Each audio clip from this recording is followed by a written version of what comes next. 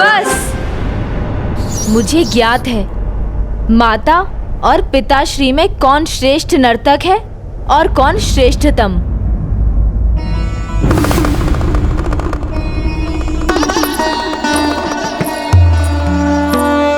प्रणाम पिताश्री। प्रणाम माता। अच्छा पुत्र, मैं भी तो सुनूं। तुम्हारे अनुसार कौन सर्वश्रेष्ठ है?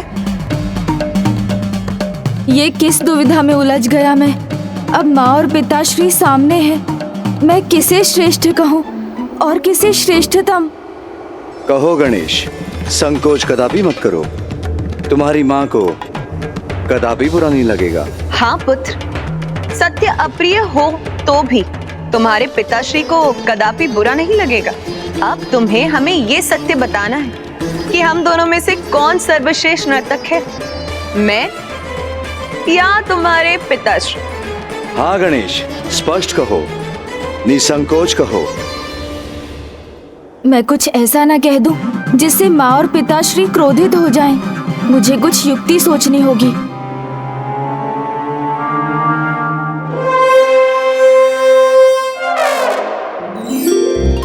माँ, श्रेष्ठता का निर्णय लेने वाला मैं भला कौन हूँ? इसका निर्णायक तो संपूर्ण जगत को होना चाहिए। मैं कैसे कह दूं कौन है सर्वश्रेष्ठ नर्तक? पुत्र, तुम्हारे कहने का अर्थ मैं समझ गई और इसका निर्णय तो प्रतिस्पर्धा से ही स्पष्ट होगा। स्वामी, कदाचित इसमें आपको भी कोई आपत्ति नहीं होगी, क्योंकि इसके बाद संसार को ये स्पष्ट हो जाएगा कि नृत्य में सर्वाधिक कुशल कौन है। यदि आपको स्वीकार है तो भला इस प्रस्ताव को मैं कैसे नकार सकता हूँ। अपितु मैं तो आतुर हूँ। संसार को नृत्य कला और कुशल नर्तक दोनों का परिचय देना चाहता हूँ। नृत्य के लिए माँ के चरण बढ़ाते ही इन योद्धाओं के जन्म का निर्धारण हो गया था।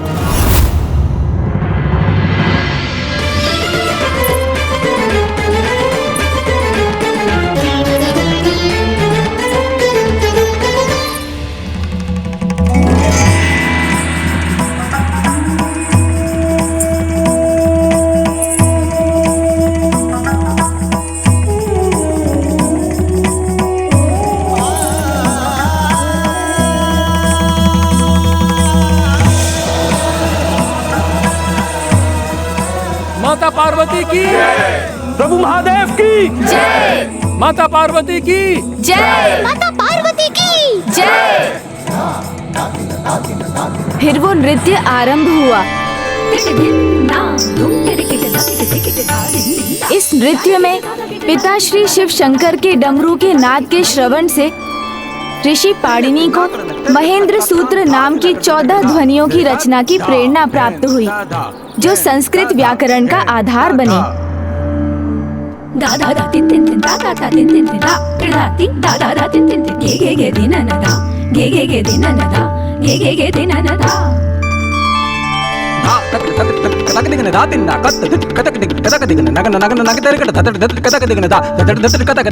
वो अद्भुत दिव्य नृत्य तो संपूर्ण सृष्टि के लिए अत्यंत सुखद था। सभी दिशाएं शांत और दिव्य स्नेह के भाव से भर गई थीं। प्रकृति में एक असाधारण उल्लास का संचार हुआ था।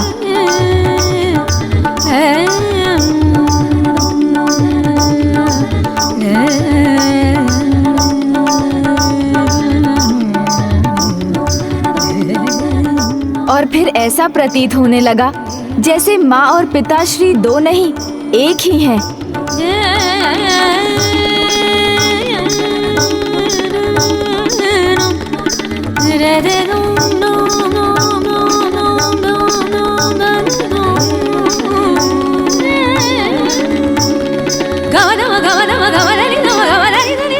जो होता है वो प्रभु की लीला होती है।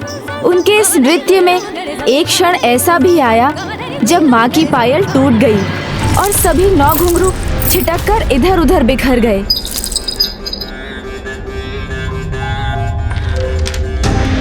उन दिव्य घुंघरुओं का भी एक विशेष प्रयोजन था। वो बिखरते ही विशाल आकार धारण करने लगे और उन्होंने 9 सुंदर स्त्रियों का रूप धारण किया।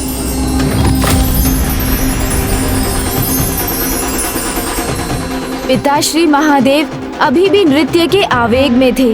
तभी उनके मस्तक से श्वेत के कुछ कण गिरे।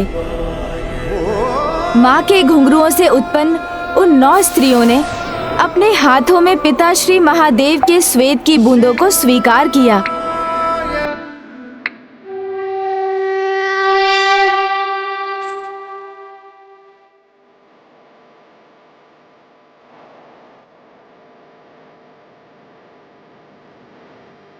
इस दिव्य घटना के उपरांत उन सभी 9 देवियों ने गर्भ धारण कर लिया, किंतु अभी किसी भी अन्य को इसका कोई भान नहीं था। स्वामी ने ये प्रमाणित कर दिया कि वो सर्वश्रेष्ठ नर्तक नटराज। मैं तो मात्र माध्यम हूँ देवी, आप स्वयं नृत्यकला है। मैं शरीर हूँ तो आप आत्मा। आपके बिना न मैं हूँ और ना ही मैं नृत्य कला।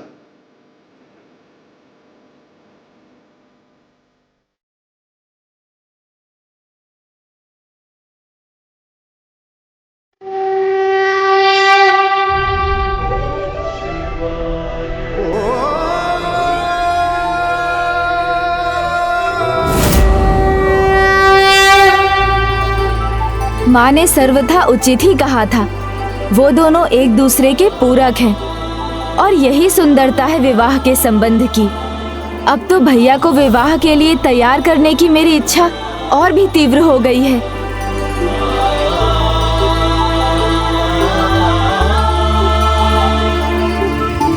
गणेश, क्या हुआ?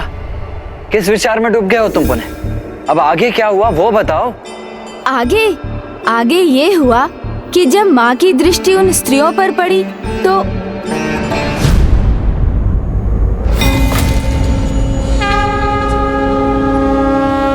माँ के मुख का भाव क्यों बदल रहा है? वो अचानक क्रोधित क्यों हो उठी?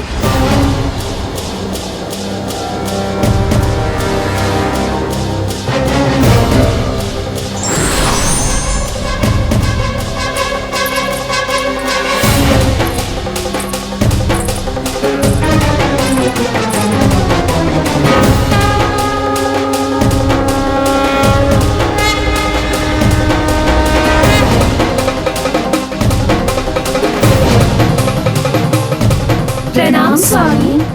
स्वामी,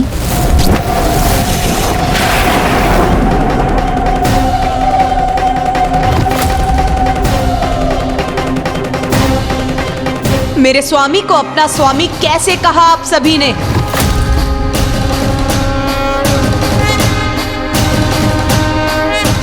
प्रभु महादेव ही हमारे स्वामी हैं। अभी कुछ ही क्षण पहले उन्हें देखते देखते ही हमारा जन्म हुआ।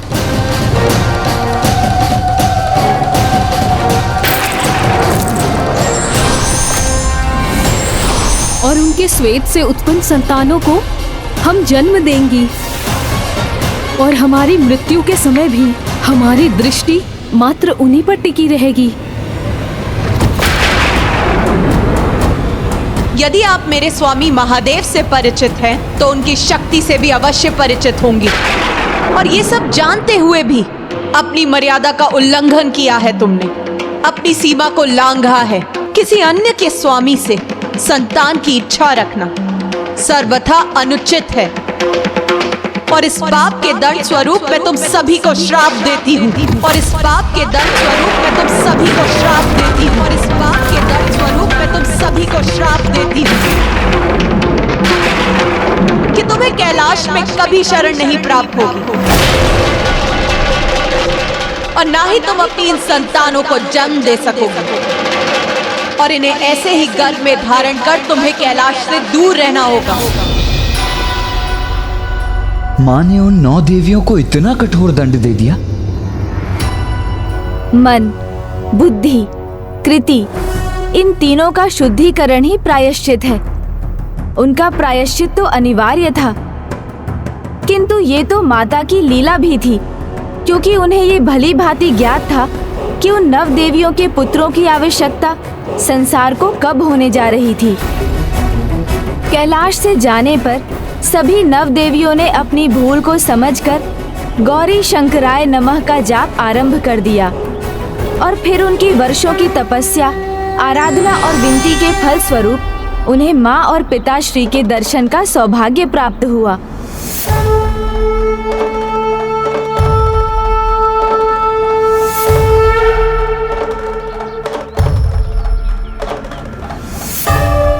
प्रभु, माता, बहुत बड़ी भूल हुई है हमसे। जन्म होते ही माया जंजाल ने हमें ग्रस्त कर लिया। हमें क्षमा कर दीजिए माता, और अपने शाप से मुक्त करने की कृपा कीजिए। प्रायश्चित से प्राणी नवजात हो जाता है। नवजात अर्थात सभी दोषों से रहित, पवित्र। तुम सभी का प्रायश्चित पूर्ण हुआ, किंतु मैं तुम्हें श्राप से मुक्त नहीं कर सकती।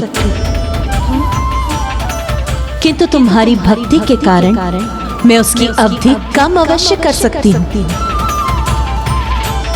संसार में घटने वाली कोई भी घटना अकारण नहीं होती। उसके पीछे कोई न कोई उद्देश्य अवश्य छिपा होता है। जैसे तुम सभी का उत्पन्न होना, श्रापित होना, उसके पीछे एक महत्वपूर्ण उद्देश्य था। तुम सभी के मुख पर जिज्ञासा का भाव ये बता रहा है कि तुम सब भविष्य जानने के लिए आतुर हो। संसार में जब वो परिस्थिति आ जाएगी जब महाअसुरों का आतंक अपने चरम पर होगा, तब उनका अंत करने के लिए मेरे पुत्र देव सेनापति कुमार कार्तिकेय को अकेले युद्ध भूमि में जाना पड़ेगा। तब तुम्हारे पुत्र ही जन्म लेकर देव सेनापति के मुख्य सहायक बनेंगे और अपने जन्म को सार्थक करेंगे। धन्यवाद। और आज जब उस मायावी आसुरी पर्वत ने देवसेना के साथ देवताओं को निगल लिया, तो आप क्षण भर के लिए अकेले रह गए थे भैया। तभी इन सभी का जन्म हुआ।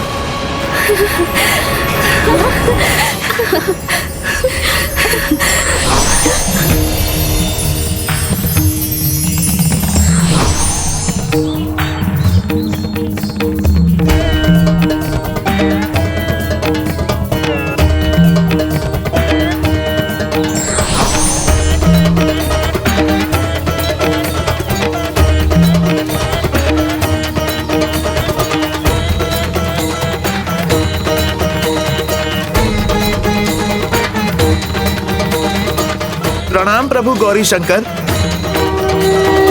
प्रभु शिव शंकर, आप ही की ऊर्जा ने हमें इनके जन्म का माध्यम बनाया है, इसीलिए वास्तव में तो ये आप ही के पुत्र हैं। आप इन्हें अपनी सेवा में स्वीकार करें और आप इन्हें इनके जीवन का मार्ग दिखाने की कृपा करें। महायोद्धा होंगे आपके पुत्र देवियों, वीर योद्धा के नाम से विख्यात होंगे, और आप सभी इनकी माताएं नवरत्नों के नाम से जानी जाएंगी। यही है इन 9 वीर बंधुओं के जन्म की कथा, और इनमें ज्येष्ठ है वीर बाहु। अर्थात मैंने अपने 9 सिंहास्त्र से अपने ही भ्राताओं पर वार कर दिया। भैया, मैं समय चक्र को पीछे ले जाकर पुनः इस घटना को यथावत कर दूंगा। तब आप अपना अस्त्र लौटाने की कृपा कीजिएगा। किंतु गणेश,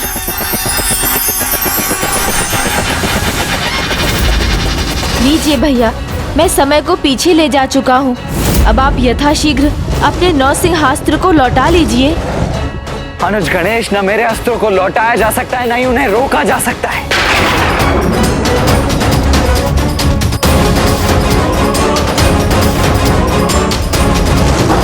वीर योद्धा कभी अपने कर्तव्य मार्ग से विचलित नहीं होते, चाहे कोई भी चुनौती क्यों ना हो। हमें देव सेनापति कुमार कार्तिकेय तक पहुंचना ही होगा।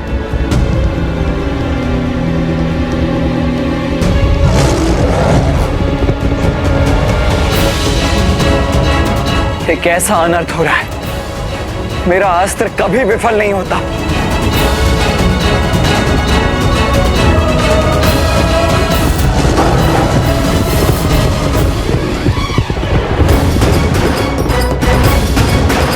भैया, अपने सामने वाली शिला पर चढ़ जाइए।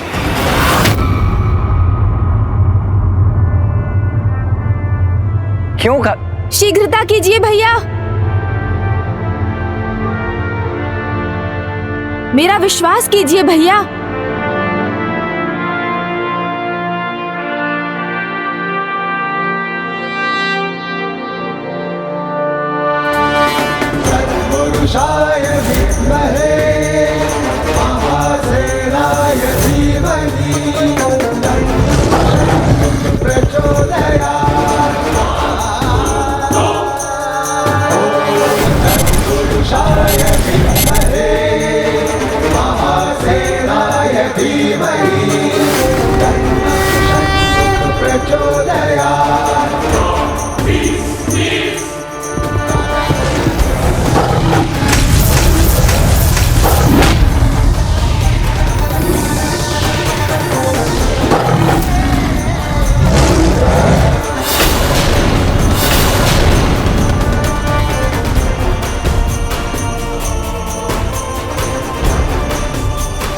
स्वामीनाथ की जय।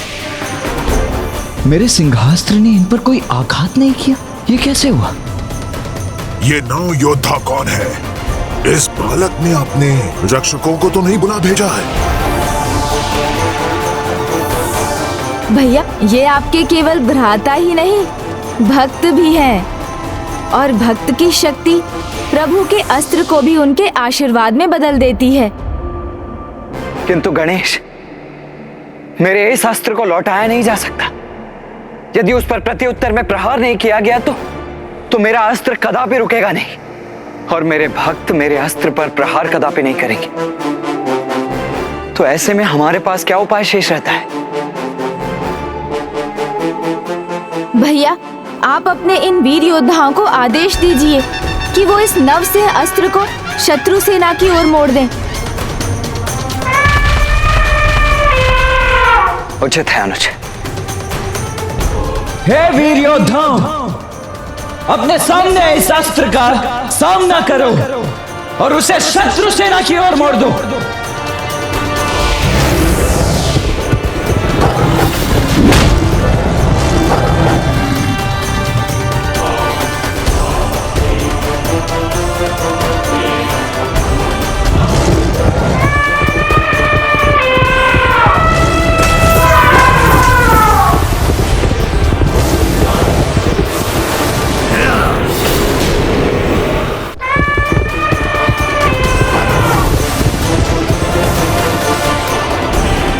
अद्भुत, महापराक्रमी योद्धा हैं ये बंधु तो।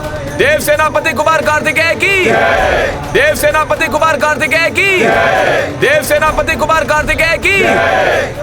इनका ये जय घोष तो शीघ्र इनकी पराजय के स्वर में बदल जाएगा। मुझे इनका सामना करने दीजिए, मैं अभी नहीं मिटा दूंगा। नहीं, जिन्होंने गजमुखन को चुनौती दी है, उन्हें गजमुखन के हाथों ही मृत्यु को प्राप्त होना चाहिए। जब तक मैं आदेश ना दूं, हमारे बीच में कोई नहीं आएगा। उचित है।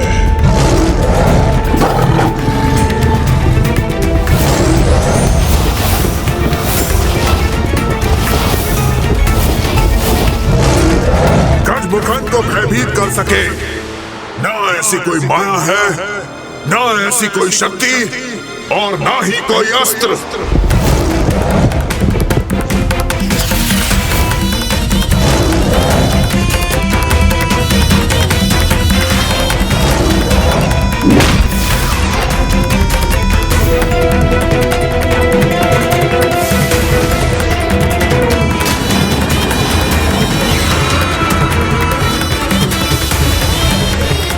अब आक्रमण मैं करूंगा और तुम सब अवश्य आहत होंगे।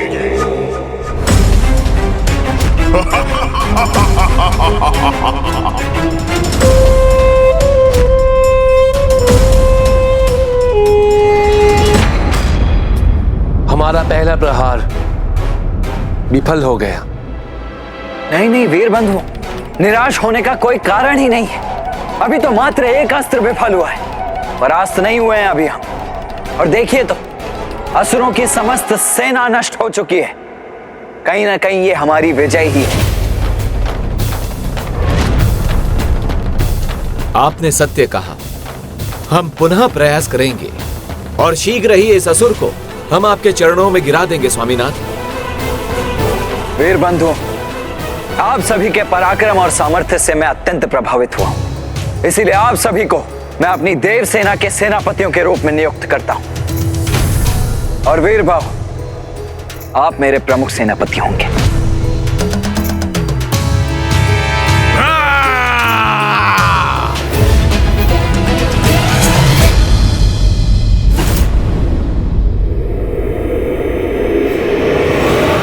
तैयार हो जाइए, यह पुनः आक्रमण की सूचना है। सूचना है, किंतु आक्रमण की नहीं, तुम्हारी मृत्यु की।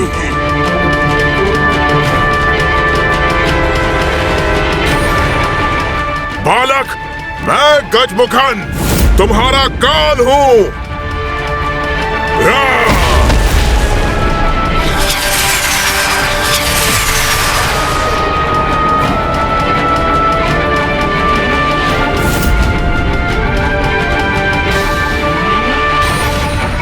युद्ध के लिए आतुर हो रहा है, तभी इसने यहाँ युद्ध भूमि का निर्माण कर दिया है। अब कोई तुम्हारी रक्षा नहीं कर सकता।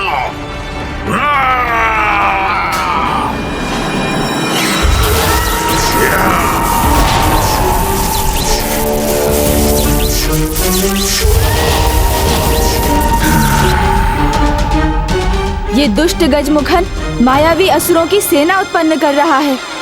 यही उचित समय है इस पर आक्रमण कर देवसेना को मुक्त करवाने का और हमारे सैनिकों को लौटा कर लाने का।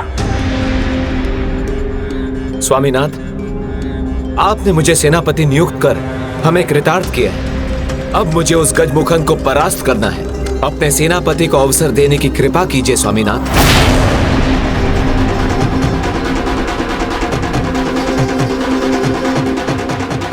हम अपने सामर्थ्य से इसे परास्त कर अपनी योग्यता प्रमाणित करने के इच्छुक हैं। हम पर विश्वास कीजिए स्वामीनाथ।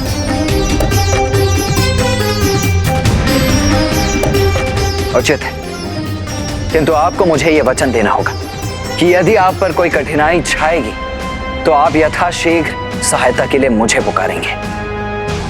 आपकी आज्ञा का पालन अवश्य होगा प्रभु, और हमारा प्रयास होगा कि उस गजमुखन को लेकर आपको चिंता करने की कोई आवश्यकता ना पड़े। भ्राताओं, अपने अस्त्र धारण करो।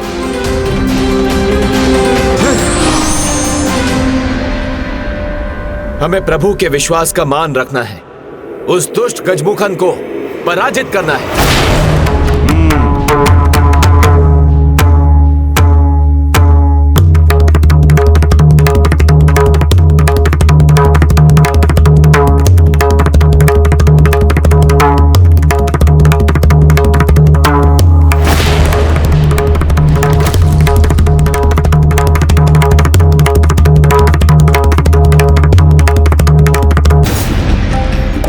भ्राताओं, अपने अस्त्र धारण करो।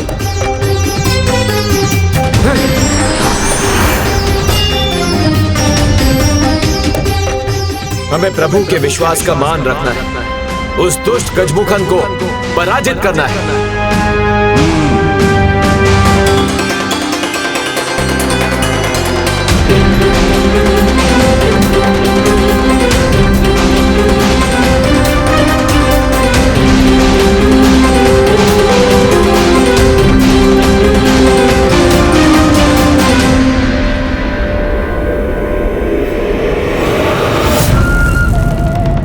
गजमुख, देवताओं को और उस बालक को जो देवताओं का सेनापति बना हुआ है, उन्हें बंदी बनाकर अभी तक लौटा क्यों नहीं है?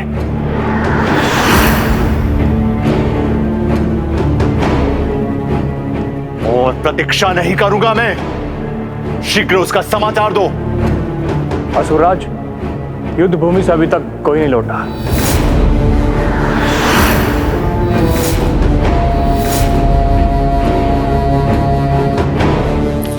जाओ और जाकर ज्ञात करो क्रोंच पर क्या घटित हो रहा है। जो बीत चुका है उसे ज्ञात करने की कोई आवश्यकता नहीं है।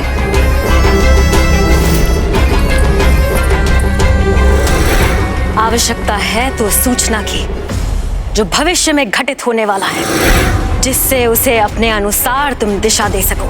किंतु भविष्य का ज्ञान तो तभी होगा जब कोई पंचांग देखे और उन भाविक घटनाओं को तुम्हारे सामने व्यक्त करे। और इसके लिए ब्रह्मदेव से उपयुक्त भला और कौन हो सकता है?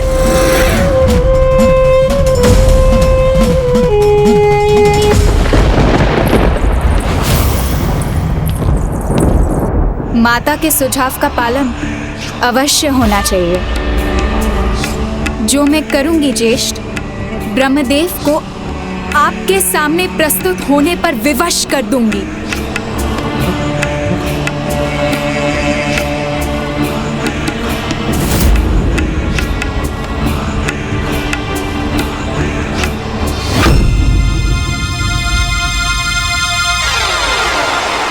इतना दुस्साहस इनका उस दिव्य योद्धा के बिना ही आ गए। उचित है फिर, अब आ ही गए हैं तो मैं इन्हें उलझा कर रख दूंगा।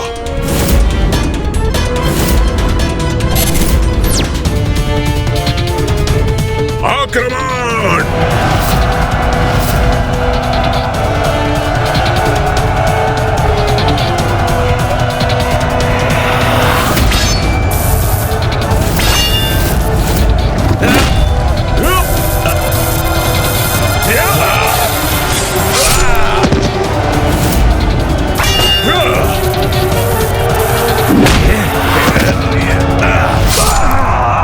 दुष्टों, तुम सभी को नष्ट करेंगे हम। तुम नहीं, मैं आहत करूंगा तुम्हें।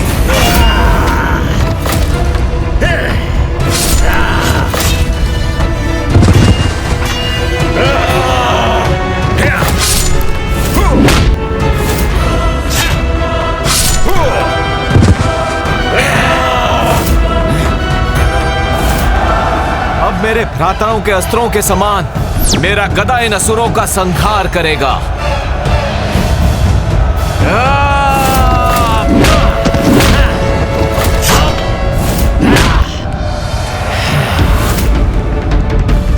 इन मायावी असुर सैनिकों को अपने मार्ग से हटाकर मुझे गजमुखन तक पहुंचकर उसका अंत करना होगा।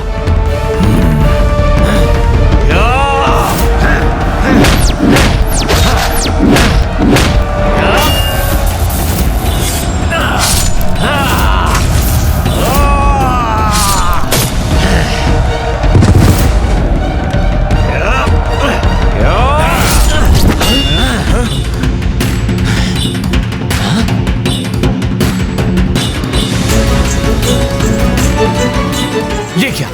हम तो अभी भी वही हैं जहां से हमने आरंभ किया था।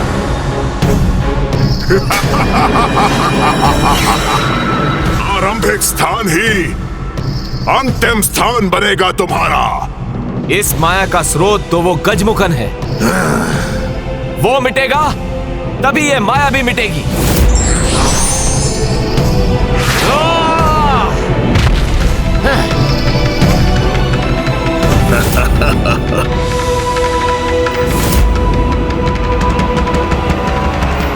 गजमुखन, इस बार तुम्हारी माया भी विफल होगी।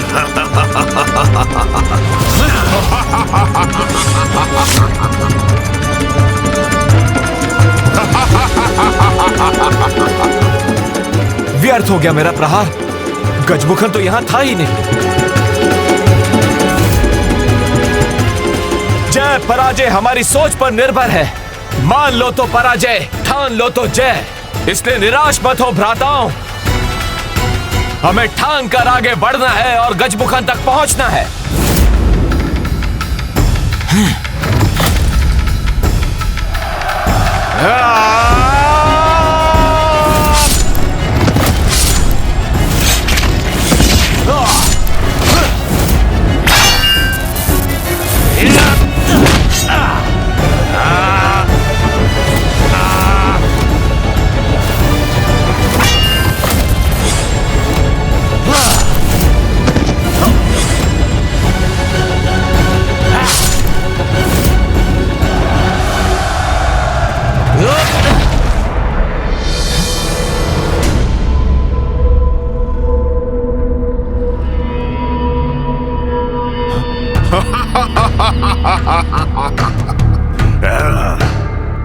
ये तो जैसे अभेद माया चक्र है, जितना आगे बढ़ते हैं उतना ही पीछे रह जाते हैं। गजमुखन के तनिक निकट भी नहीं पहुंच सके हम। और कितने समय इसी प्रकार का व्यर्थ युद्ध करते रहेंगे हम? कदाचित गजमुख सर्वप्रथम उन्हें थकाना चाहता है। नहीं देवराज, इसके पीछे तो अवश्य ही कोई बहुत बड़ी योजना है, कोई और ही कारण है। इस दुष्ट गजमुखन ने स्वयं को अपनी माया से सुरक्षित किया हुआ है। जब तक माया का वो चक्र नष्ट नहीं होता, वीरबाहु उस तक कदापि नहीं पहुंच सकेगा। और यदि ऐसा ही रहा तो भैया कार्तिकेय अपनी इस यात्रा पर आगे नहीं बढ़ सकेंगे। फिर मैं उन्हें विवाह के लिए कैसे तैयार करूंगा? तो प्रभु, क्यों ना हम ही आगे बढ़कर इन वीर बंधुओं की सहायता करें? भैया के आदेश के विरुद्ध जाकर? नहीं मूषक जी, क्या आपको भैया के क्रोध का अनुमान नहीं? मुझ तक कभी नहीं पहुंच सकते ये मूर्ख, किंतु अति शीघ्र इनकी मृत्यु इनके निकट पहुंच जाएगी।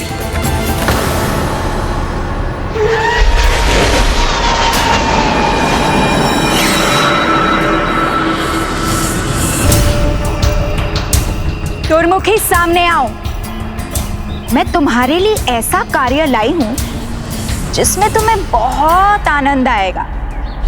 बोलो अजामुखी, क्या कार्य है? देवताओं का पीछा करने में तुम्हें बहुत आनंद आता है ना? और मैं तो तुम्हें देवियों को ढूंढने का कार्य देने जा रही हूँ। इसमें तो आनंद ही आनंद होगा। कहो, किस देवी को ढूंढना है? इंद्र की पत्नी देवी शची और पुत्री देवसेना। तुम उन्हें ढूंढ कर लाओ, मैं ब्रह्मदेव को ढूंढती हूँ।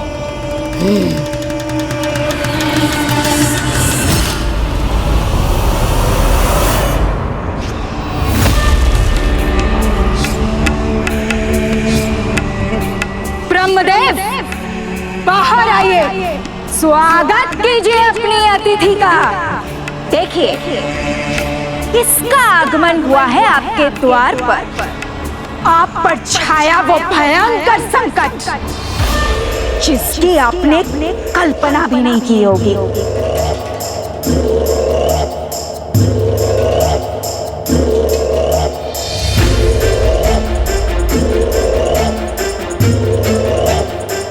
सहजता नहीं तो विवशता में ही सही, पर चलना तो होगा आपको ब्रह्मदेव। नहीं तो आप जानते ही होंगे कि मैं संपूर्ण ब्रह्मलोक को अपने सींगों पर उठाकर ले जा सकती हूँ। अब आप निर्णय कर लीजिए। कोई उत्तर नहीं दिया आपने तो कदाचित मुझे अपनी शक्ति का प्रदर्शन करना ही होगा।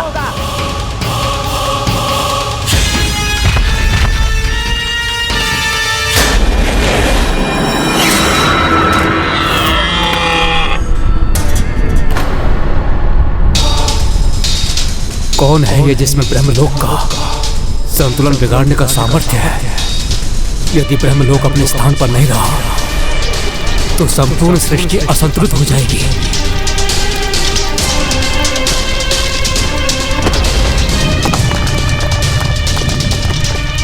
नहीं, मैं इस संकट को पृथ्वी तक कदापि नहीं पहुंचने दूंगा।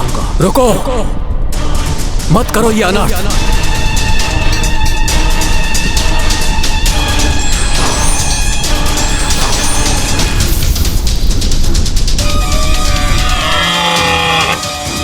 मैं प्रस्तुत हूं, तुम्हारी जो भी इच्छा हो पूर्ण कर लो, किंतु इस संपूर्ण सृष्टि को हानि मत पहुंचाओ।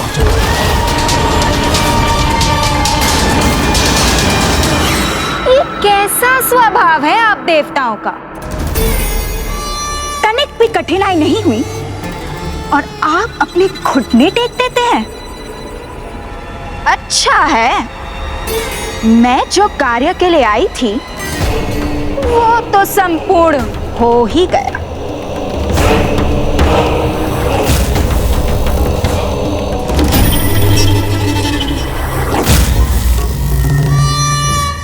आनंद तो अब आएगा। पीछे हटो दुष्ट असुर।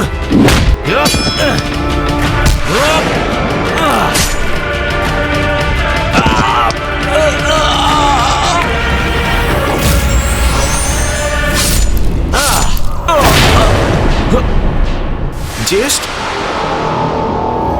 ये मुझसे क्या हो गया? मुझे क्षमा कर दीजिए। स्वयं को दोष ना दे।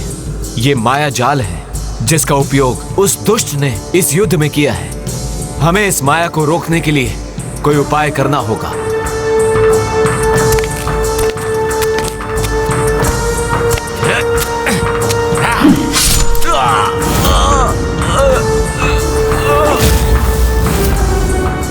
भ्राता, अब ठीक तो है ना भ्राता? क्षमा भ्राता, क्षमा। यदि ये गजमुख इसी प्रकार अपनी माया से इन्हें आहत करता रहा तो मैं अधिक समय तक मूक दर्शक बनकर स्वयं को रोक नहीं पाऊंगा। मुझे शीघ्र ही कुछ करना होगा। नहीं कुमार कार्तिक, आप लोगों ने वचन दिया था जब तक वो आपकी सहायता के लिए पुकारेंगे नहीं, आप अपनी ओर से इस युद्ध में तनिक भी हस्तक्षेप नहीं करेंगे। भाई भाई के रक्त का प्यासा हो जाए, इसमें तो सर्वाधिक आनंद आता है हम असुरों को। मैं वचनबद्ध हूँ, इसीलिए बेबस हूँ, अन्यथा इस गजमुख की माया को तो कब का नष्ट कर दिया होता मैंने।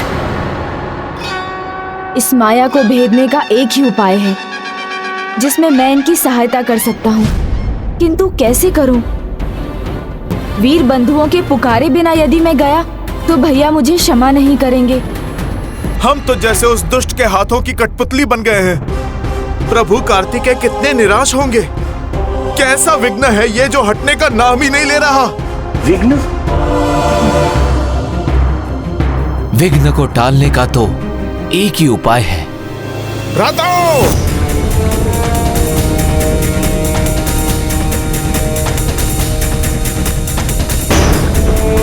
अब समस्या समझ गया मैं।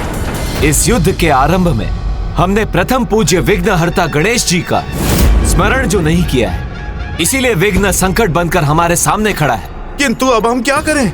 अब एक भी पग उठाने से पहले हम सर्वप्रथम प्रभु गणेश जी का नाम लेंगे।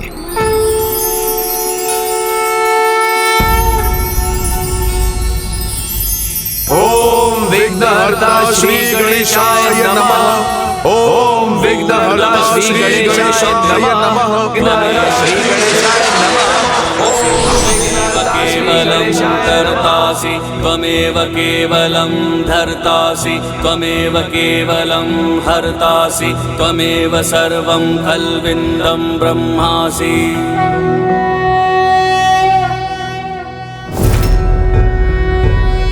प्रभु यहाँ? हाँ, गजमुखन की माया नहीं, मैं स्वयं हूँ यहाँ। कुरु मे देव सर्व कार्येषु सर्वदा। मैंने तो गणेश से स्पष्ट रूप में कहा था कि उसे युद्ध में भाग लेने की अनुमति कदापि नहीं, किंतु फिर भी वो वहां क्यों चला गया? माया की शक्ति को एकमात्र भक्ति से ही भेदा जा सकता है वीरबाहु। और तुम्हें भक्ति भाव से किसका स्मरण करना है ये तो तुम्हें भली भांति ज्ञात है।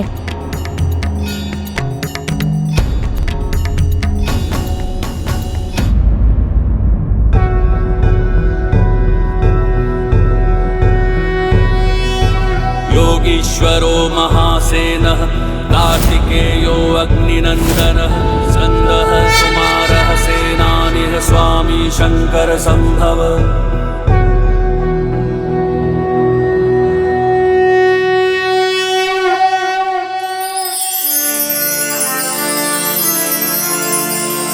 इस गजमुख की माया के अंत का समय अब आ गया है।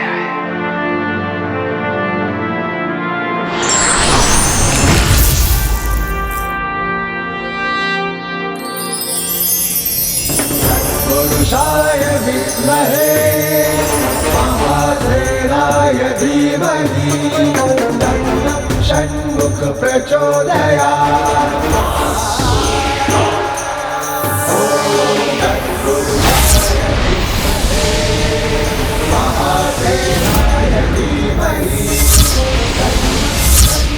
प्रचोदयात्।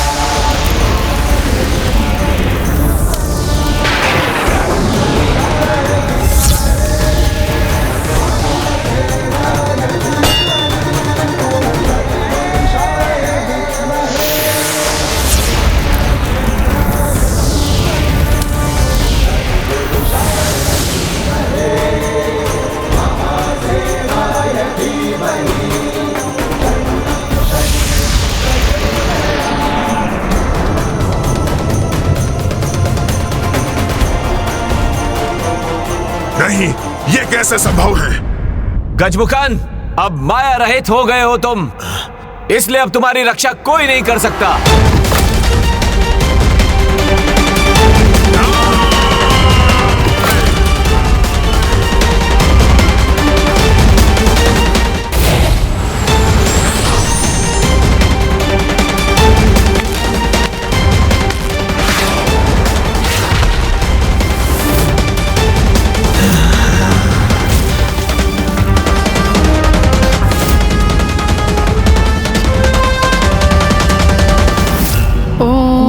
नमः शिवाय।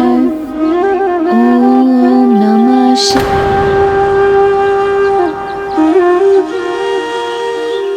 माता, मैं प्रभु की पूजा के लिए बेलपत्र लेकर आती हूँ। रुको पुत्री देवसेना,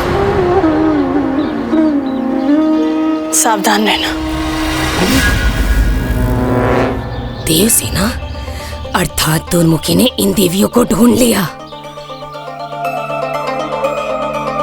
माता, आप चिंता ना कीजिए, प्रभु के आशीर्वाद के रूप में स्वयं प्रभु मेरे साथ, हमें कुछ नहीं होगा।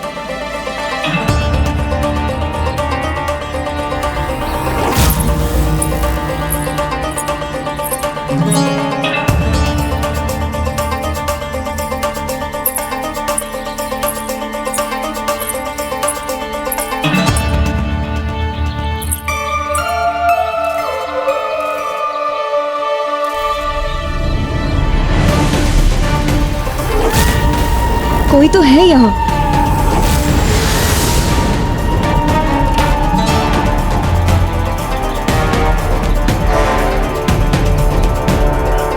पर यहाँ तो कोई नहीं है।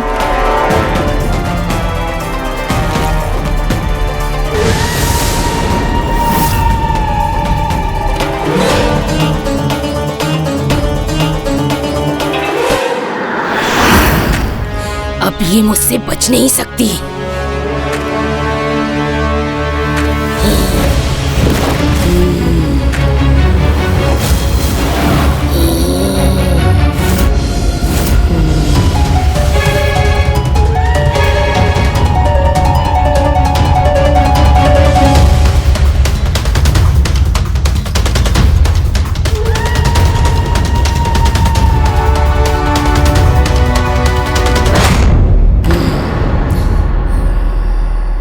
तुम सभी इसको पकड़ो, मैं इंद्र की पत्नी सची को लेकर आती हूँ।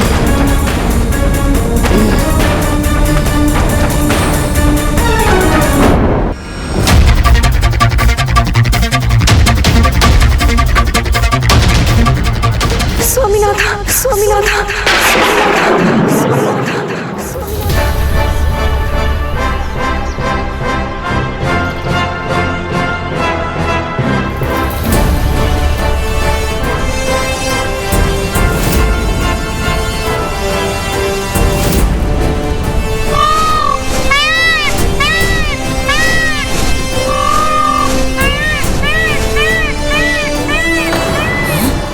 ये मयूर का स्वर कहाँ से आया?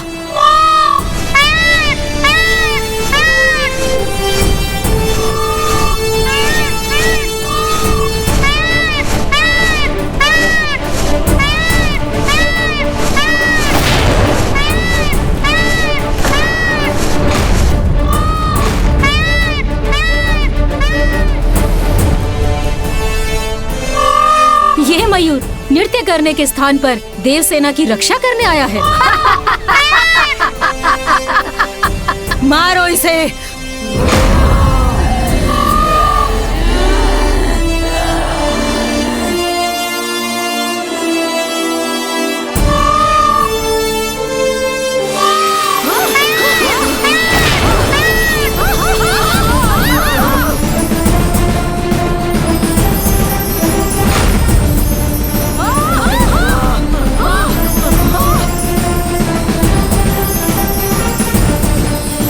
कदाचित मुझे अजामुखी को यहाँ लेकर आना चाहिए।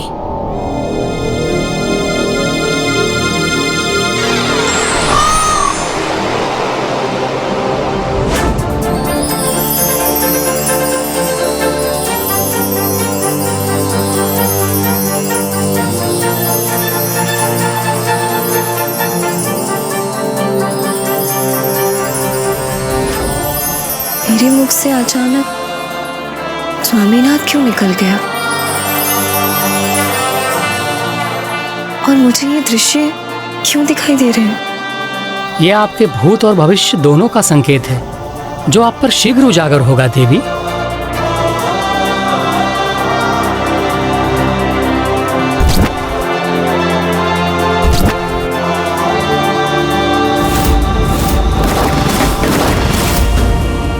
ये कौन है जिनके दृश्य मुझे बार बार दिखाई पड़ते हैं? क्या संबंध है मेरे वर्तमान का इन दृश्य?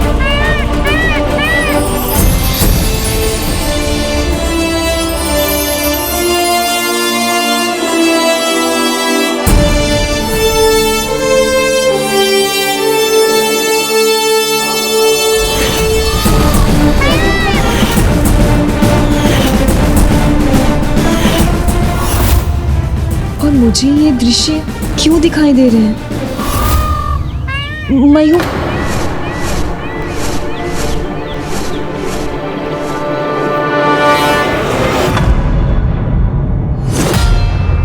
गजमुखन पर वार करना इतना सरल नहीं।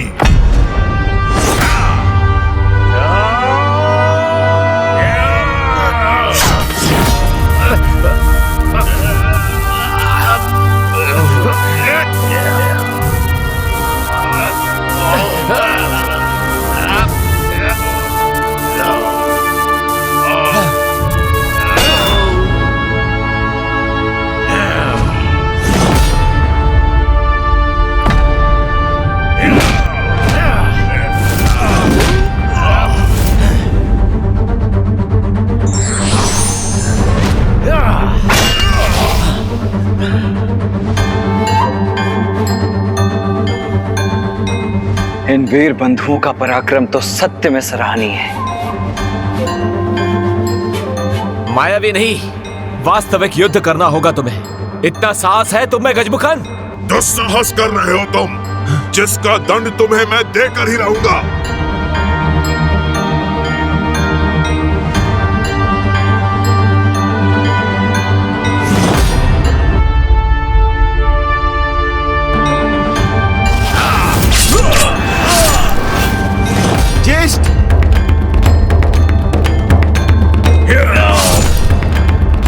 ज्येष्ठ,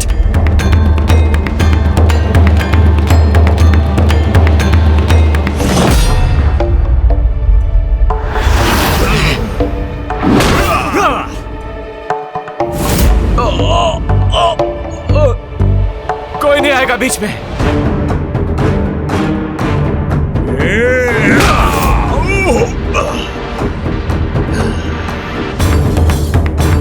अभी भी कुछ सामर्थ्य शेष है, तो अब अपने प्राणों के साथ उसे भी खोने के लिए तैयार हो जाओ तुम। इस बार मैं तुम्हारे वार के लिए तैयार हूं गजमुखन।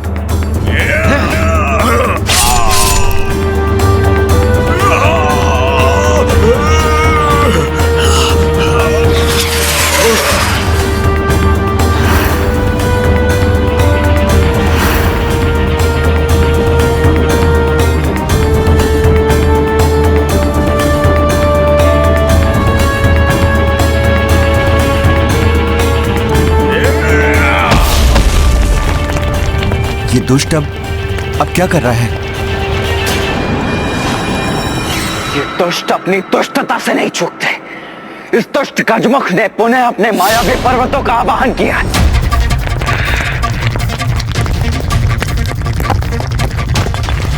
देव सेनापति कुमार कार्तिकेय, वीर बंधुओं को इस पर्वतों के विषय में तनिक भी ज्ञात नहीं। इससे पूर्व कि वो इस विषय में कुछ भी ज्ञात कर पाए, असहायता की गुहार लगाएं। ये असुरी मुख इन्हें अपने मुख में निगल लेगा।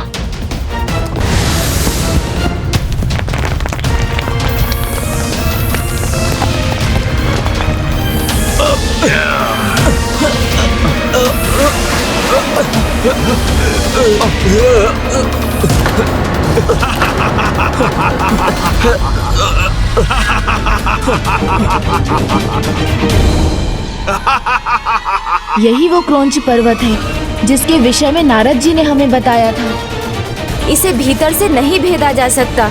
इसे बाहर से नष्ट करने के लिए अब तो भैया कार्तिकेय को इस युद्ध में उतरना ही होगा। क्या हुआ बालक? तुम्हारे सहायक योद्धा तो अदृश्य हो गए। इंद्र और उसके देवता तुम्हारी कोई सहायता नहीं कर सकते। अब तो तुम्हें मुझसे अकेले ही युद्ध करना होगा।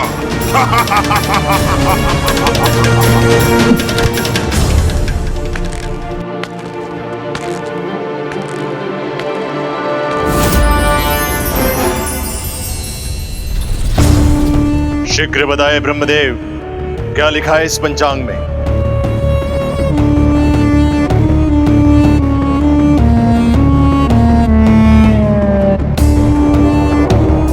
संकट, घोर संकट आने वाला है तुम असुर पर।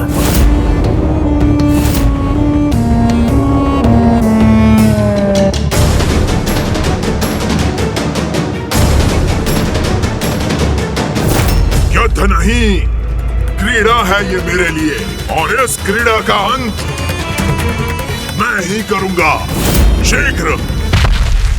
ये तुम नहीं, अभी तो तुम्हारा अहंकार बोल रहा है गजमुख। तुम्हारा ये अहंकार ही तुम्हारे सर्वनाश का कारण बनेगा।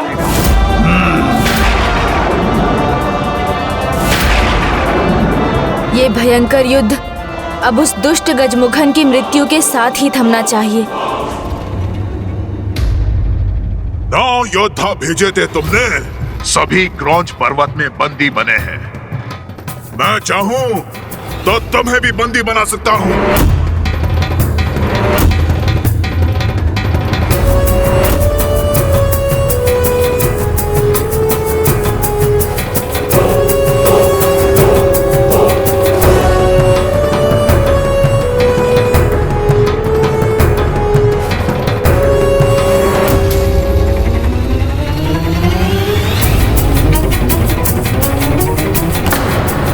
अब इस गुफा को भीतर से ही भंग करेंगे हम।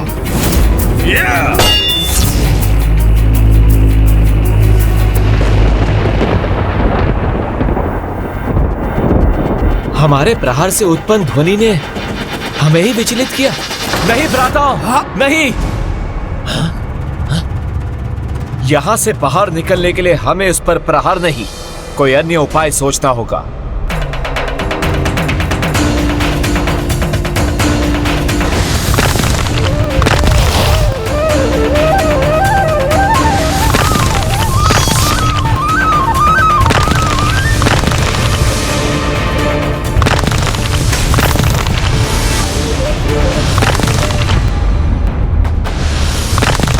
यहाँ तो सब कुछ मायावी प्रतीत हो रहा है।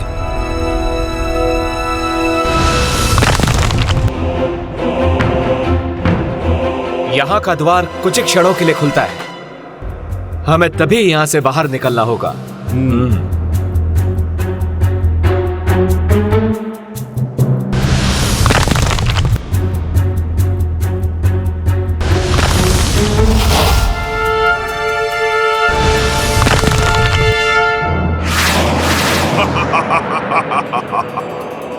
तुम्हारे योद्धा क्रौंच के भीतर तो प्रवेश कर गए हैं, किंतु वो बाहर नहीं आ पाएंगे। दुर्भाग्य है उनका, वो इस सत्य को नहीं जानते।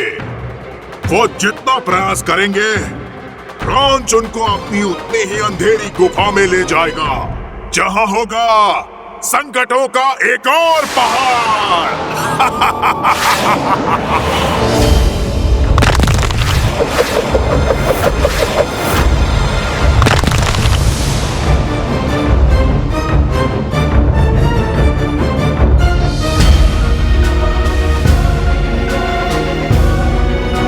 बाहर नहीं, और भीतर पहुंच गए हैं हम। सावधान भ्राताओं, स्वयं को सुरक्षित करो।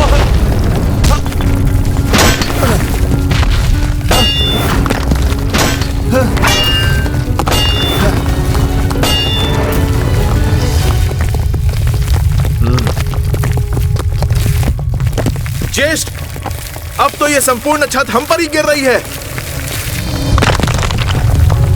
हमें यहाँ से लौटना होगा। किंतु उसके लिए इस द्वार का खुलना भी अनिवार्य है।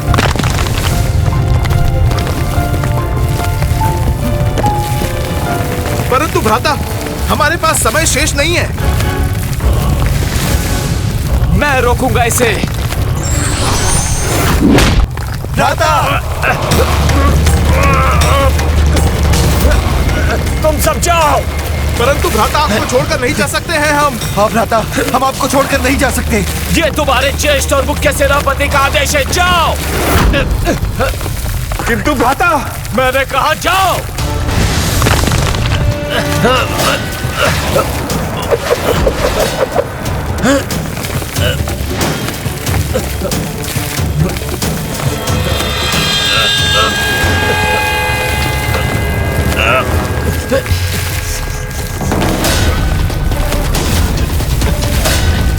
जय स्वामी कार्तिकेय।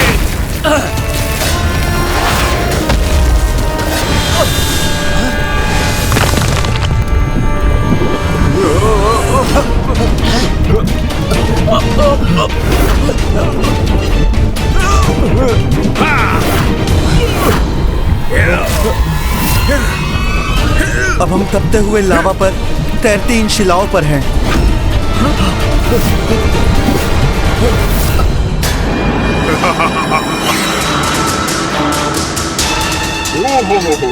भयभीत हो गए? भीरू और दुर्बल ही संकट में अपने स्वामी का स्मरण करते हैं। किंतु कोई लाभ नहीं, कोई उनकी रक्षा नहीं कर सकता, क्योंकि अब वो ऐसे विषैले स्थान में प्रवेश करेंगे जहां बड़े से बड़े विषैले जीव भी उस स्थान की विषैली वास्त में जीवित नहीं रह पाते। अब तुम्हारे 9 योद्धाओं के साथ भी यही होगा। बालक, अब तुम्हारे पास 2 ही विकल्प हैं। या तो अपने योद्धाओं की रक्षा करते हुए मृत्यु के मुख में जाओ, या यहाँ रुककर मेरे हाथों मृत्यु का ग्रास बनो। शीघ्र चुनाव करो, निर्णय तुम्हारे हाथ में है।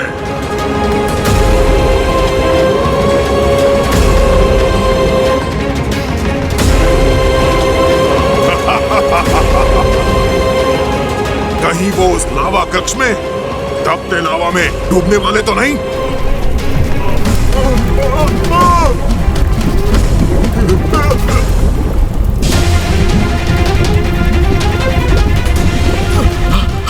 भांति मायावी है ये दुष्ट, भांति भांति के छल रच रहा है, और उसे पार कर पाना इतना सरल नहीं होगा। कहीं भैया कार्तिकेय वीर बंधुओं की रक्षा हेतु भीतर न चले जाएं। आप ही ने कहा था ना, इस क्रौंच पर्वत को भीतर से नहीं भेदा जा सकता, फिर वो भीतर न उलझ जाएं। भैया उचित चुनाव करें, यही आशा तो मुझे भी है। मारने वाले से कहीं बड़ा होता है बचाने वाला गजमुख, किंतु तुम्हारे अंत के उपरांत दुष्ट, क्योंकि एक योद्धा का प्रथम धर्म होता है अपने शत्रु को पराजित करना, जिसे मैं निभाऊंगा और फिर अपने योद्धाओं को भी मुक्त करूंगा। अद्भुत बालक हो, किंतु तुम्हें युद्ध के नियम भली भांति ज्ञात है, तो अब मेरी शक्ति का भी परिचय प्राप्त करने के लिए तैयार हो जाओ।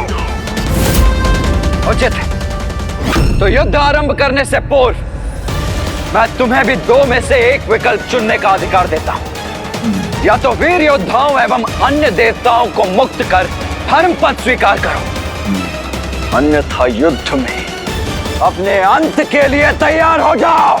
युद्ध करूंगा मैं, गजमुखन पीछे हटना नहीं, युद्ध करना जानता है।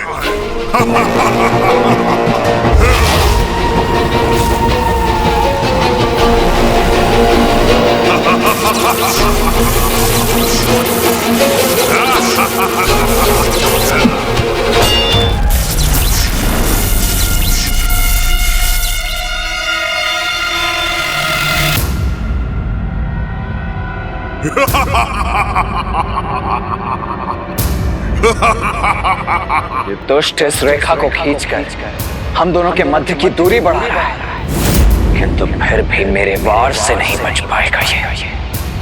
कदापि नहीं।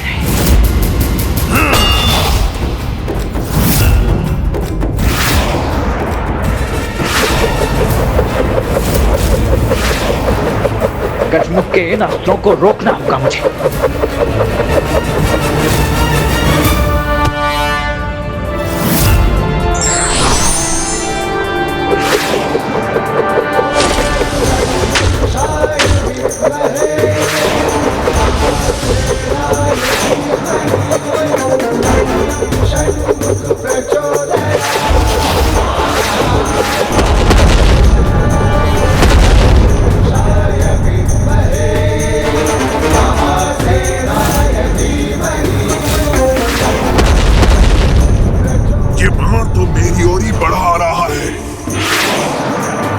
इसे बालक समझना भूल थी मेरी। और शक्तिशाली प्रहार करना होगा मुझे।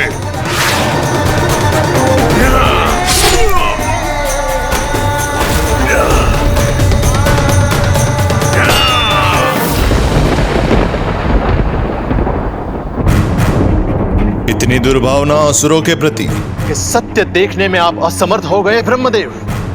काल की बात कर रहे हैं, जबकि हमने देवताओं को ही नहीं, स्वयं देवराज इंद्र के पुत्र को अपना सेवक बनाया है।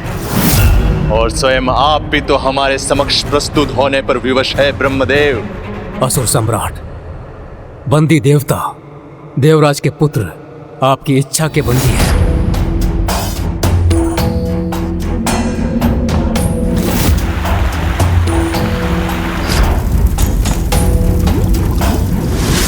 अब मैं भी विवश हूं आपका आदेश मानने के लिए, किंतु ये पंचांग आपके अधीन नहीं है। ये तो वही दिखाएगा जो सत्य है, जो होने वाला है, और इसके अनुसार संकट में है आपका भ्राता।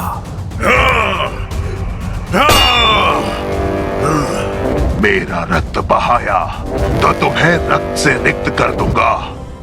सावधान ब्रह्मदेव, और एक शब्द सुनना नहीं चाहता हूं। गोपुत्र, ब्रह्मदेव भविष्य दिखा रहे हैं, उसे गंभीरता से लो। सावधान हो जाओ, गजमुख के लिए सहायता भेजो। किंतु मां, स्वयं नारायण को विवश करने वाले मेरे पराक्रमी भ्राता और आपके शक्तिशाली पुत्र गजमुख को किसी की सहायता की क्या आवश्यकता है?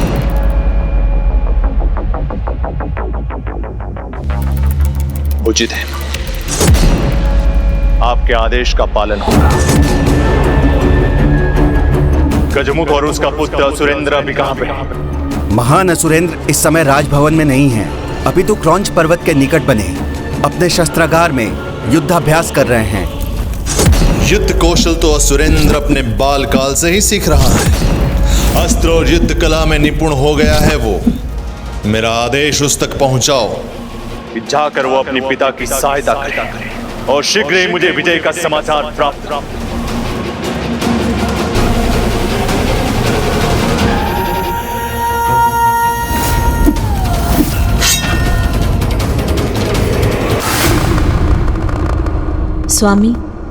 स्वामी, मैं अपने पुत्र के विवाह को लेकर अति उत्साहित थी, और मैंने तो अपने पुत्र वधुओं को भी ढूंढ लिया था, जो पूर्व जन्म से ही उसकी प्रतीक्षा कर रही थी।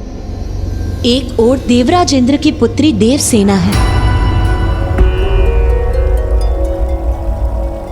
चिंता मत कीजिए माता, प्रभु कुमार कार्तिकेय स्वयं गए हैं भ्राता जयंत को लौटाने, और वो उसे सुरक्षित वापस लेकर आएंगे।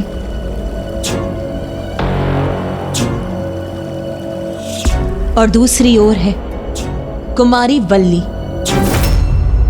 मैं आप दोनों को एक वचन देता हूं कि आपके अगले जन्म में जब सभी परिस्थितियां उचित होंगी, मैं आप दोनों से विवाह अवश्य करूंगा। किंतु वो तो अपने विवाह उत्सव के भाग बनने के स्थान पर युद्ध भूमि में एक महाभयंकर असुर का सामना करने के लिए विवश है। इस छोटे से आघात से तनिक भी विचलित नहीं हुआ हूँ मैं। विजय प्राप्त करोगे तुम मेरे विरुद्ध, इसकी आशा त्याग दो बालक। आशा नहीं, अपितु पूर्ण विश्वास है मुझे। विश्वास अच्छा होता है बालक, किंतु अति विश्वास सर्वनाश की ओर ले जाता है।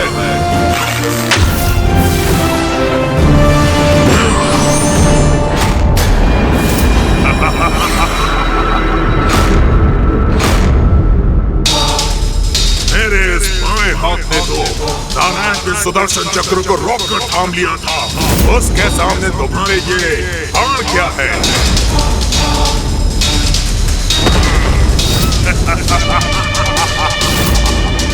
स्वयं तुम्हारे नारायण भी मेरा बाल बांका नहीं कर पाए, तो तुम बालक मुझे क्या हानि पहुंचाओगी?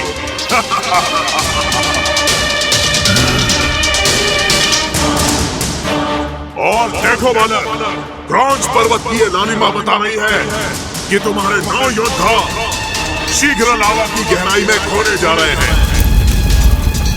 तो भीतर वो और यहाँ तुम, सबका एक साथ अंत होगा।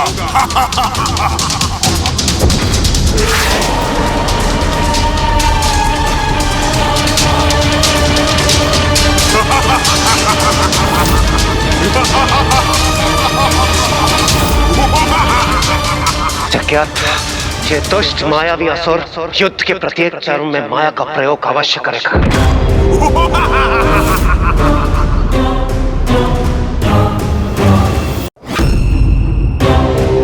ये मूर्ख गजमुखन भूल गया, अभी कुछ क्षण पहले ही तो भैया ने उसकी माया को नष्ट किया था, तो उन पर माया के प्रयोग का कोई लाभ कैसे होगा? नहीं गजमुख, न तुम्हारी ये माया मुझ पर सफल होगी और न ही वीर बाहु और उसके पराक्रमी वीर योद्धा भ्राताओं का कोई अनर्थ होगा।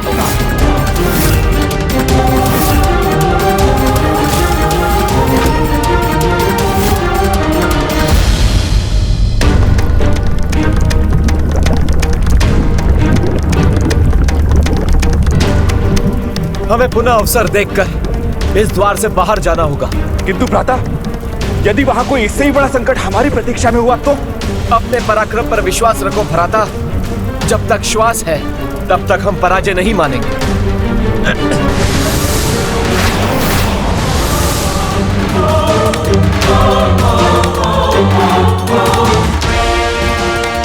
प्रत्यक्ष को प्रमाण क्या गजमुख, देख लो, मेरे वीर योद्धा तुम्हारे उस लावा के संकट को टालने में सफल रहे हैं। नहीं, उन्होंने संकट टाला नहीं है, अपितु और गहरे संकट में उलझ गए हैं। किंतु तुम उनकी नहीं, अपनी चिंता करो। तुम्हारा अंत प्रत्यक्ष रूप से तुम्हारे सामने खड़ा है।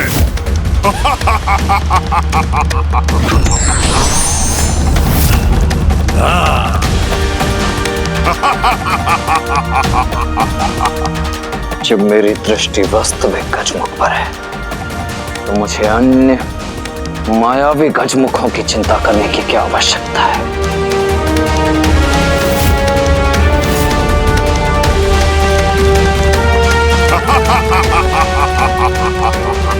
बालक, तुम भूल कर रहे हो, मैं ही हूँ वास्तविक गजमुखन। नहीं, मैं हूँ वास्तविक गजमुखन। बालक, मैं हूँ वास्तविक गजमुखन। ये सभी वास्तविक गजमुख से अधिक प्रकाशित है।